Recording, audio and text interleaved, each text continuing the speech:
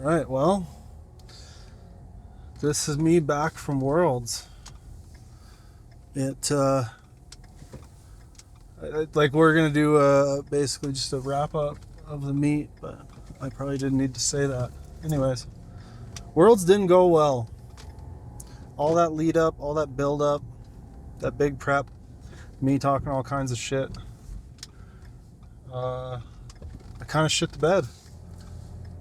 I traveled, so I took my openers and stuff before I left, or something approximating openers, and everything felt pretty damn good actually.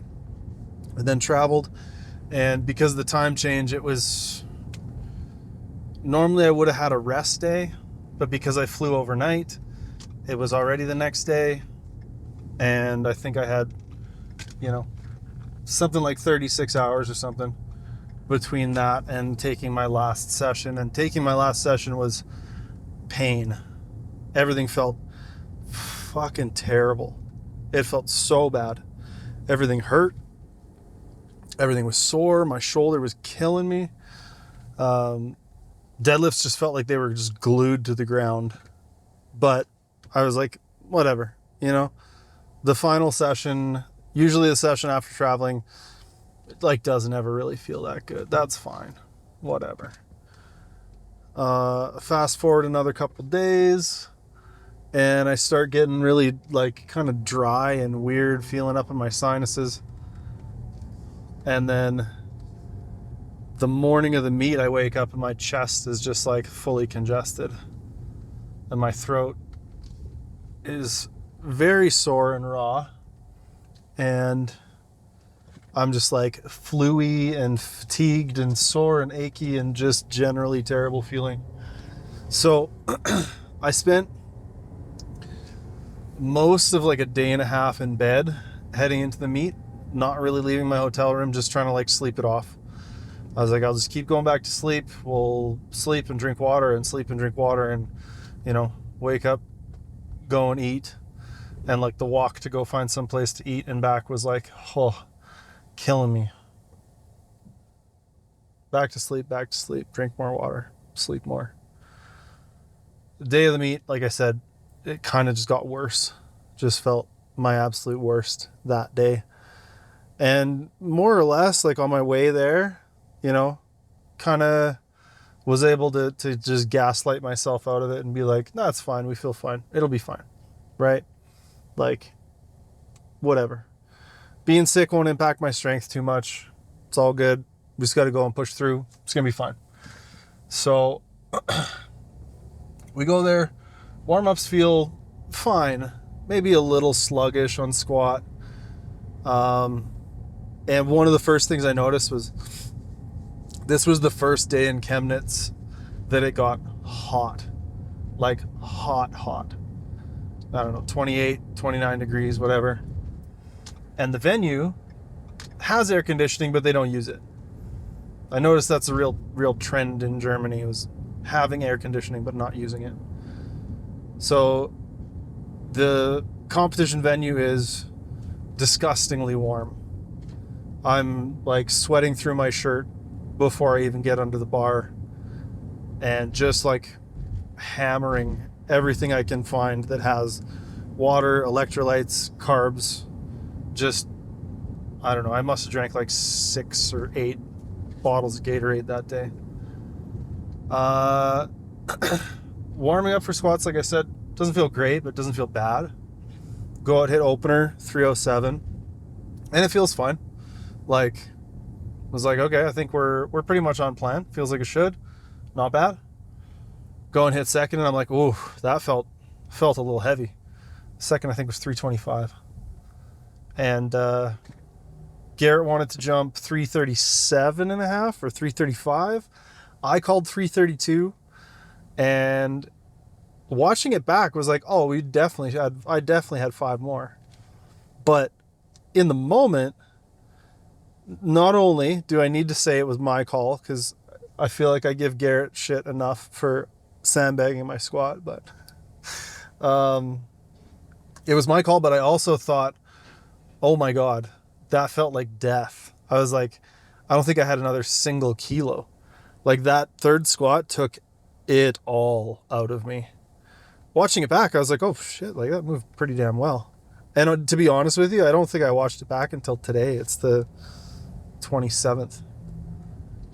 I definitely compartmentalized a lot of how I was feeling about the meet for quite some time.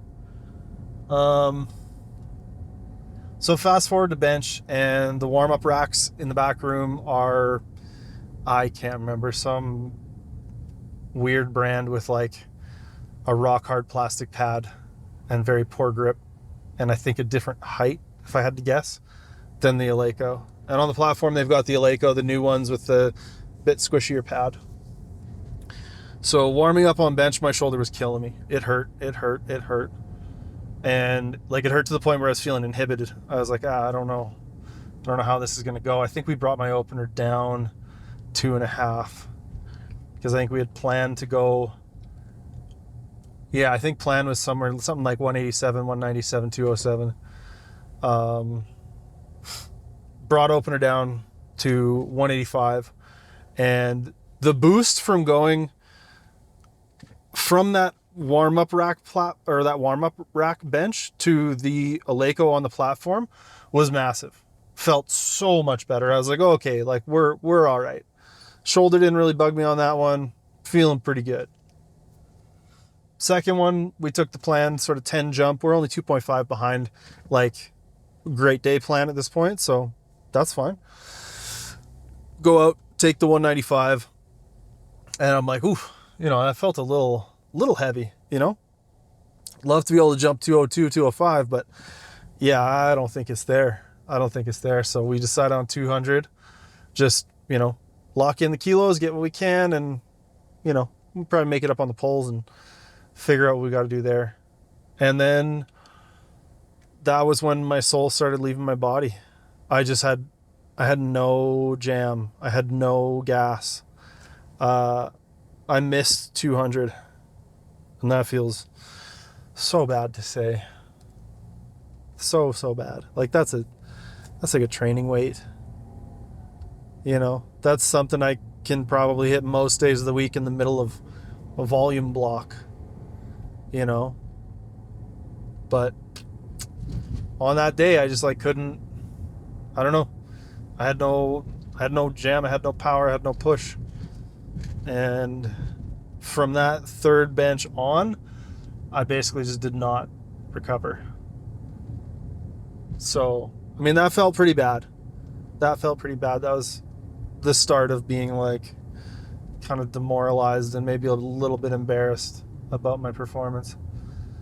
Fast forward to warming up for deadlifts, and it's feeling unfortunately very much like that final training session I did where my legs just hurt. Like it hurt just deep through the muscle. It wasn't like the joint pain that I sometimes get that I'm like, oh, okay, yeah, that felt a little creaky. But it was like everything about this hurts. My back, my legs, my everything was just pain to deadlift. So I got up to, I don't know, I think it was 270. And again, the platforms in the back room were super bouncy, so the bar was coming up probably an inch off the platform. And I'm strapped in because I do my warm-ups with straps. And the bar bounces and shifts over to the side and pulls me off to the side, and I let my straps go and stumble off the platform and just about clip my leg on the plates. And Graham just looks at me and is like, oh boy, like I don't think we're in a good spot. So he goes and talks to Garrett, I'm assuming, because Garrett was back and forth with me and Jess Bittner, who was also competing at the same time in the 84s, who did exceptionally well. I think ended up bronze podium position, so very good for her. So Graham goes and tells Garrett, like, okay, I think we got a situation, like Bryce is deteriorating. And Garrett comes up to me, and at this point my planned deadlift opener is 350. My planned last warm-up somewhere between 320 330. Garrett looks me in the eyes and says, how do you feel about your last warm-up being 300 today? And at that point I was just like, oh, okay. Like reality kind of came crashing down. I was I was no longer going to successfully be able to gaslight myself into feeling like or thinking that everything was okay. And from that point on, it was kind of like a constant fight to not like lose it emotionally. Like I was on the verge of breaking down in tears for the rest of the meet, more or less. So yeah, I mean, just trying not to lose it and trying to keep it together, because that just, took the last warm up of 300. It looked like a last warm up and like I was having a rough day, and we lowered the opener to 320, and then that was like, kind of the straw that broke the camel's back, and my spirits were just crushed for the day. Like opening at 320. Oh, that is just, I don't know. And it's probably going to sound fucked up, right? Like, a lot of people, I'm sure, would watch this and be like, oh man, like I'd give my like two thumbs and a big toe to open at 320. But, I think it just depends on your own like personal standards and where you're at. And, I had the prep of my life heading into this thing. All signs indicated me putting up like a 20 plus kilo PR total, right? So to know at that point, like, it's over, the dream is dead, just felt really shitty. So we pulled the 320, and honestly, it was like, well, not great, but I don't know. I'm also just a puller and a meet day lifter and like whatever. So I think Garrett was like, what do you think about 340? And I was like, we got to go 345. Like I need a realistic shot at 365 for a third, or I'm just like not going to be able to sleep for weeks. Right? Like if I end up pulling less than 800, and I know again this sounds like so absurd to be like beating myself up so much at the thought of like only pulling 800, but again, you got to put it in context. So anyways, we pulled 345 for my second deadlift, and like it moved okay. We put in I think 365 for my third, because if there were some, fortunate for me misses, then that gave me a outside chance at a deadlift medal. It also secured me 9th place. So, top half of the lifters, which is, I think, a single team point, but, is better than not scoring any points for the team. So, yeah, we ended up loading that, and that was maybe the hardest 365 I've ever pulled in my life. I've pulled 370 plus 380 that's felt easier than that. That just took like every little bit of my soul.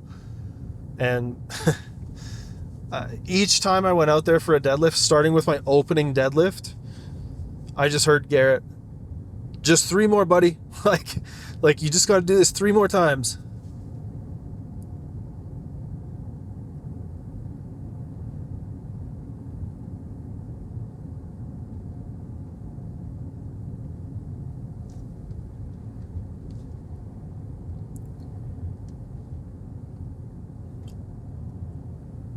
So that was probably some of the better encouragement that I had for the day. 2 more, buddy. 1 more. Just 1 more, dude, on that last pull. And yeah, I mean, I don't know.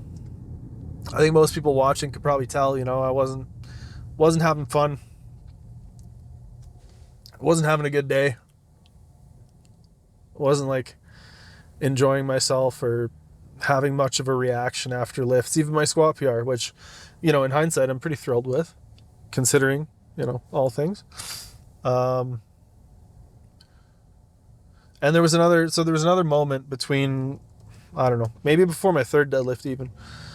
And there were a few people in the stands kind of like above the monitors in the staging area, and one of them was wearing a Calgary Barbell meat shirt with the resilience through resistance, or resilience through resistance. I don't even remember our fucking shit. Meat shirt says resilience through resistance on it. So he kind of caught my eye at some point, because I kept looking up because I was trying not to break down. Right, I kept just like staring up at the ceiling, being like, okay, we're just gonna like let the fucking tears settle back in, keep our shit together, and keep this train on the tracks. And so the person, the guy who was wearing it, kind of just like pulled it out in front of him like this, and that just, I don't know, that was a cool moment. I really thought like that provided me with, like I don't know, like some sort of motivation or like inspiration or something. You know what I mean? It's like this is the shit we stand for. This is stuff we preach. This is stuff we talk to our clients about all the time. Is like, shit's not always going to be easy. It's not always going to be in your favor. It's not always going to be fun and, feel rewarding. But, these like tough times and shitty days are how we build character and how we, continue to like sculpt this sort of better version of ourselves. So I think, I don't know, I took that message to heart pretty good, and I think that helped drag my broken ass across the finish line that day. So to whoever that was, I don't know, maybe you're watching this, but thank you. That saved me, I think, in a lot of ways. So we pulled the third deadlift. It went, it ended up,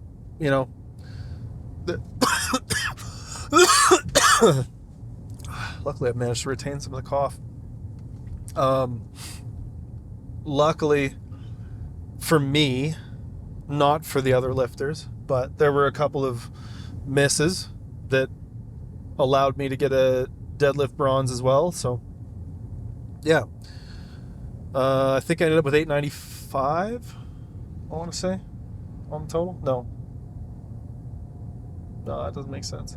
897 and a half, maybe 892 and a half, somewhere in there. But I mean, it was a very far cry from what I thought I was going to get, what I hoped and had like just assumed would be mine. You know what I mean? And I pride myself on being a meet day lifter. I still ended up going 8 for 9. I hit a squat PB and, medaled in the deadlift. So I can't be too disappointed with that, but I can and will be in my own ways. I'm disappointed. I feel like let down a little bit, like I let myself down. And it's not logical, right? Like there's nothing else I could have done. I fucking killed it given the hand I was dealt. You know what I mean? Like the logical part of my brain knows it.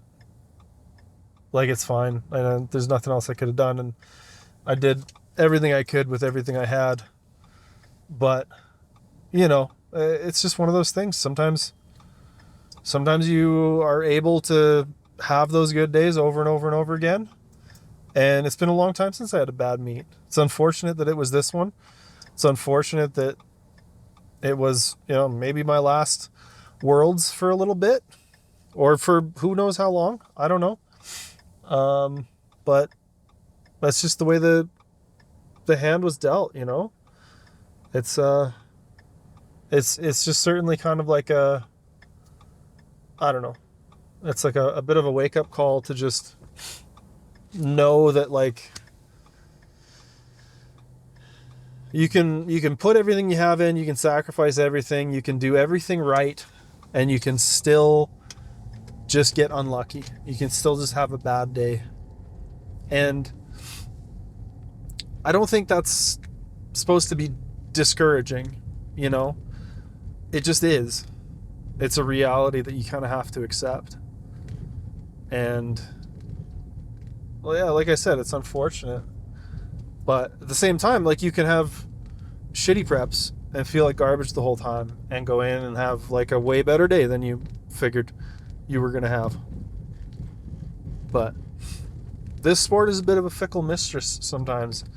You know, I know and coach lifters who just give everything they have and put everything in and put everything in, and they just keep getting knocked down and little injuries and setbacks and circumstantial stuff and things that are totally out of their control. Just keep knocking them down and knocking them down and knocking them down. And, you know, seeing those lifters of mine keep getting up and keep going and keep, you know, continuing to invest in it, despite the fact that, like, sometimes the return is so goddamn nil, you know? I don't know. My clients are very inspiring to me.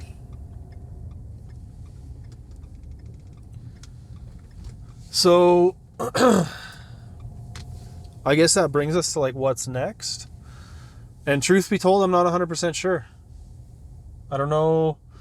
I'm not hard committing to anything at this point. I'm not saying that I'm not going to be a 120 anymore. I'm not saying that I'm going to 105. I'm going to start taking steps in that direction. I've started to cut a little bit already.